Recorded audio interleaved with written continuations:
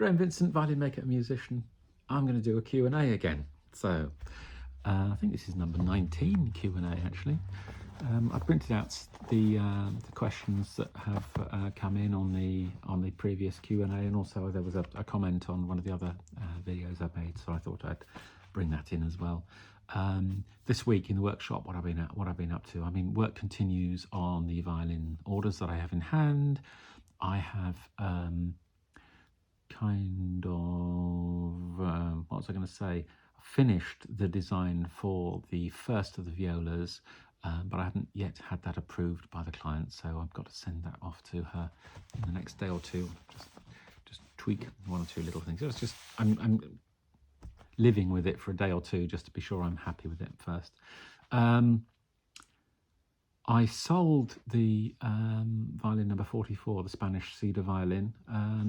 It was a beautiful violin, really lovely sound, and yeah, it's great being paid for these things, and that's what keeps the wolf from the door and all the rest of it. However, I was quite sad to see it go, I have to say, so I've decided to make myself one, pretty much exactly the same materials and so on, but because it's going to be for me, I'm going to do a couple of things to it which hopefully will mean that I'm reluctant to sell it, or that it's less appealing to other people. So I'm thinking, for example, it's going to be the first violin I've ever made which is going to be a cornerless one, so it's going to be, you know, a sort of violin shape, guitar shaped violin effectively. I've done the plans for that already, and if anyone's interested in a set of plans, let me know. Right, so what else? Yeah, the other thing I've been doing, just when I had a minute or two spare the last week or two, I've been working on this German violin that a friend gave me a while back, with which the neck had been shaved down beyond usable, so it's just the body. So I whipped the front off, I've regraduated it, I've made a new bass bar for it, put that in and everything. So the next stage on that is it's going to go back together, and then I will start on the neck. So yeah, that's my intention. Is it's just going to be a sort of a beater, you know, an old violin to have in the back of the car when I go to sessions in pubs and things like that. Okay, so shall we have a look at the Q&As? Why not?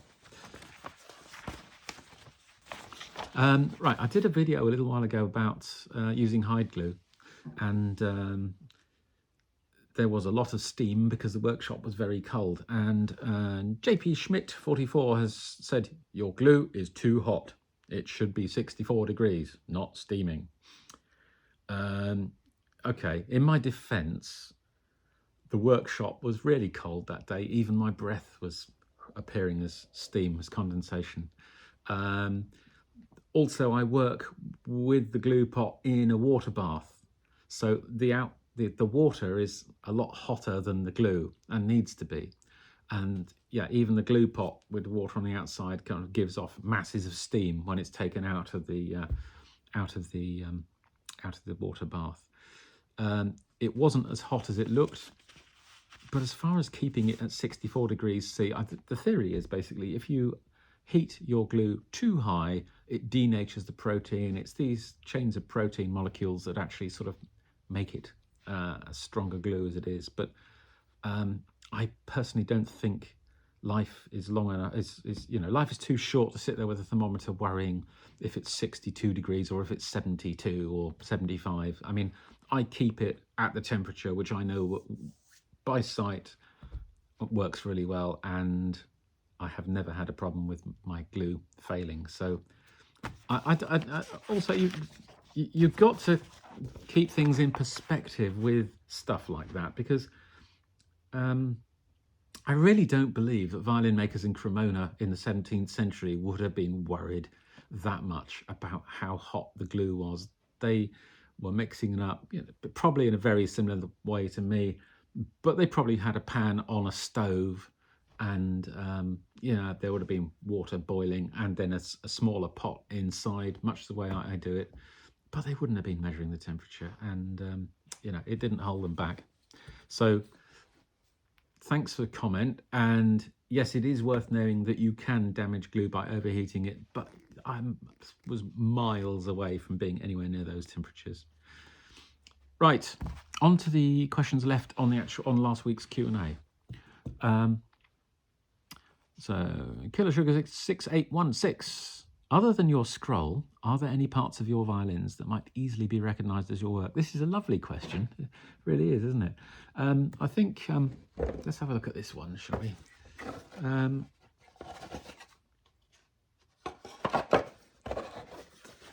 Shape, for a start, is, if you're not copying someone else, I mean, in my instance, I've got my own model, but even then, the way that you work has an effect on the shape. So the shapes do vary. How people do the corners, how they do the purfling, how they do the edge work leading into the corners, how much overhang there is, the distance from the edge to the purfling, the choice of purfling, the height of the arching, the style of the arching, the choice of timbers, the colour, the choice of finish, how that's done, how the button is detailed, the shape of the heel of the neck, the actual shape of the cross section of the neck, how that feels in the hand, the F-holes, the nicks in the F-holes, how carefully cut they are, how carefully finished they are, to what level of detail the maker chooses to actually scrape, sand, clean up. All of these things are like fingerprints from that individual person and what's going on in their head and how rushed they were to do the job. They all add up. They really do. So just how carefully you finish the inside.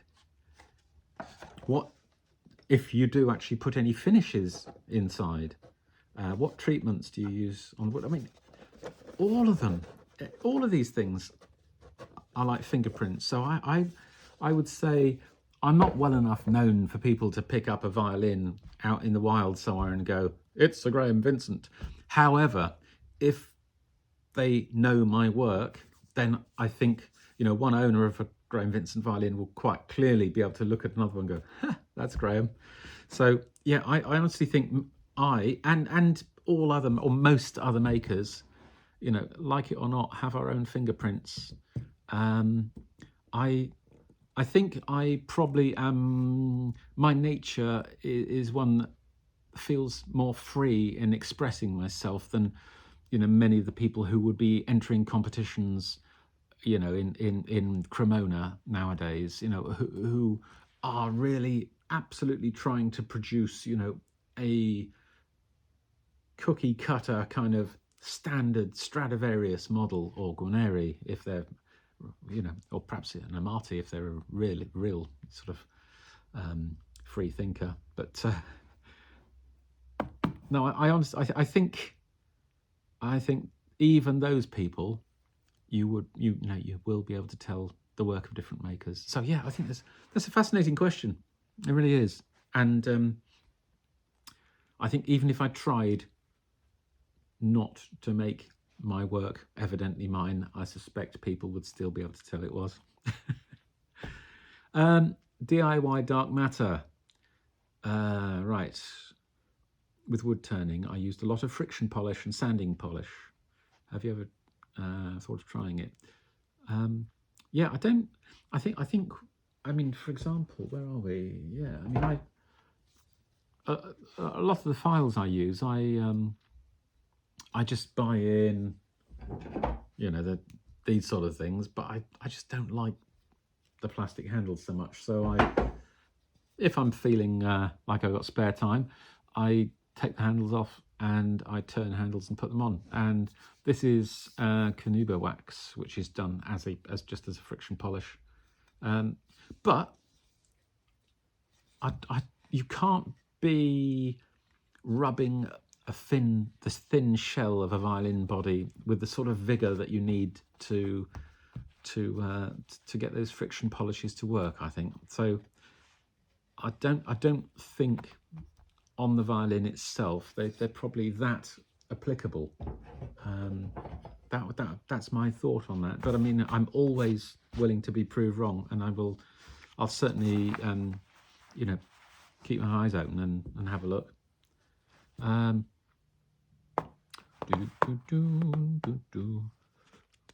there's quite a few comments, just which aren't comments which aren't questions, they're just statements, and very nice of them, a lot of them. Thank you. Right, Els Knockout RR4JK.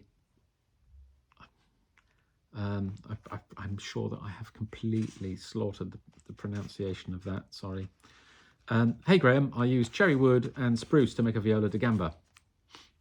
Yeah, nice. I bet that's great, actually. I'd be interested to see pictures of it. Like I keep saying, I mean, basically, just is the wood resonant? Is it structurally sound? Do you like the look of it? If so, if it's resonant, then you know it's going to work. Monty Latham, have you ever played or made a posche like the Stradivarius 1710? I think, wasn't it 1716 or something? I think is there one or two extant of his? I was wondering if they're used in your style of music. Certainly, I mean, when I play for dances and so on, I mean that was the posche was sometimes called the dancing master's fiddle, wasn't it? Because it's sort of something very small that you could jump around whilst you're teaching people how to dance and just play. But for me, they always sound a little bit dissatisfying. I mean, I've never played one, but I've heard them played online and what have you, and they're always just a little bit thin and what have you. It's much like, I mean, with a guitar, for example, you know, that a jumbo with its wonderful big full body gives one sound. A parlor guitar, you know, gives another sound. But then by the time you get down to a little travel guitar, you know, you really are kind of compromising the sound for the ease of, you know, being able to travel with the thing. And the posche violins, I think, are a little bit like that. I think that you've kind of lost the best parts of the sound. So no, don't really appeal to me, to be honest. Is there a video of you making the peg box? No, there isn't. I will put it on the list because it will be a pretty boring video, I'm afraid, but it still might be, you know, a useful resource to people who are sort of wanting to have a go. I'm not saying the way I do them is the only or the best way in the world, but it's quite interesting to see how other people do them, isn't it? What is steaming the back? Okay, yeah, last time I mentioned that, not on this one, but on the two chestnut violins, that basically I steamed the back. And what I meant by that was, where I used, well, you can see it in the background, this Stradivarius kind of marking device, that there's a little, in my case, it's actually a drawing pin pushed into this little sort of anvil, if you like. So there's a slightly domed head of a drawing pin there, and although this really sharp point obviously travels into the wood a lot more easily than the domed head of a drawing pin, nevertheless you do get little dimples all over it. And just in you know, being on the bench in usage and what have you, you get knocks and so on, little knocks in the surface, and where things have been scraped, it presses the fibers in a bit. And what can happen is, if you don't deal with those, sometimes these things do actually sort of plim up themselves over the years, and you end up with a really odd, rough finish. And this is so yeah, what I literally walk into the kitchen, I have a pan of boiling water, and I just briefly pass the fiddle over the top, and so the steam condenses on the surface, and it's, I mean, you know how scaldingly hot steam is. It's enough to make the air in those dents and what have you expand, and the whole the surface plims up. And so all those little pock marks just disappear. And then you give it a light sand, a scrape, whatever technique you're using. And you've got you've got a surface that's more stable, that won't be changing quite so much. That with violin necks, that is something that it's similar to the sort of, you generally use a very fine paper, sand the neck, then a damp cloth, just a tiny bit, let that dry, and that raises the grain. Then you sand that again, then you do it again and again and again, and so you raise the grain, sand it lightly, and so you end up with a really smooth neck. So it's a similar sort of process to that. Right, Mr. Newton's dog. Okay, lovely question, this one. My question is a general one about musical genre and the sound characteristics of instruments. Is any violin equally suitable for both classical and folk music, or are some instruments better suited? Okay, so the short answer to this is there is no difference between violins and fiddles as such. A violin can be a fiddle can be a violin. But as ever in life, it is slightly more complicated than that. In order for a violin to satisfy a classical player, it has to fit within some fairly tight constraints. The constraints, the specification, if you like, is a lot more open, a lot more sort of woolly for pop, country, bluegrass, folk players or whatever. Anything outside the classical world, then suddenly as long as it's playable and the person playing it likes it, then kind of almost anything goes. But the actual core instrument itself is the same instrument. So like I say, it's a slightly long-winded answer. I make mine so they will conform to classical players' sort of wishes, except that I do I use my own shape, and a lot of people will be looking for a copy of a Stradivarius or a Guarneri. I use materials that don't generally, sort of suit that situation. So although the thing itself on paper would fit perfectly into an orchestra, and for some people it does, for others they wouldn't be willing to accept those things. That's a bit of, I don't think I've answered that very well. I hope you understand what I mean. So yeah, I mean, the old jokey kind of way of answering that question is, is what's the difference between a fiddle and a violin? It's the nut on the end of the bow, and the nut on the end of the bow obviously being the player playing it rather than the adjustment nut.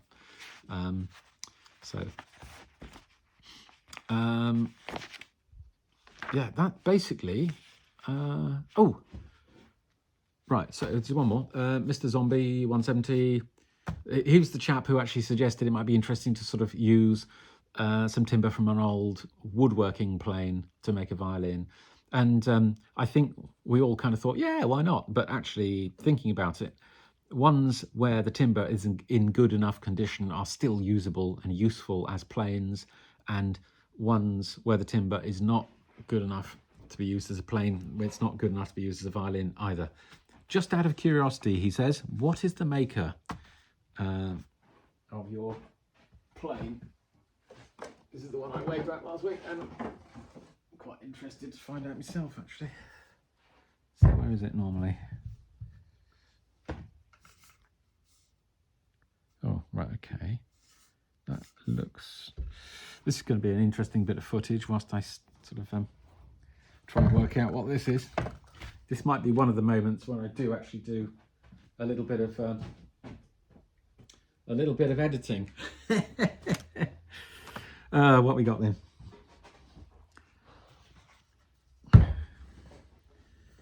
Yeah, there is something there. Oh yeah, there is something there. Good. Let me just have a quick look. I should have done this beforehand, shouldn't I?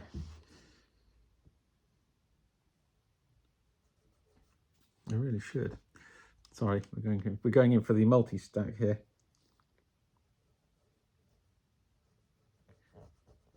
Well, it looks like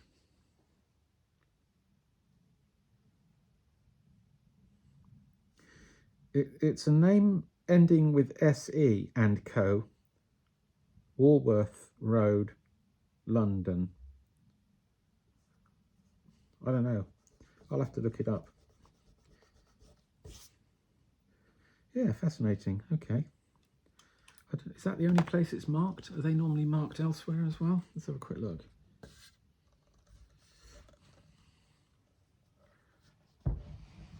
No, it seems to be the only one. Okay. Well, I hope that means something to you anyway. Right. I think that's it for this week. So I shall leave you with that. Okay, look after yourselves. Cheers, folks. Bye.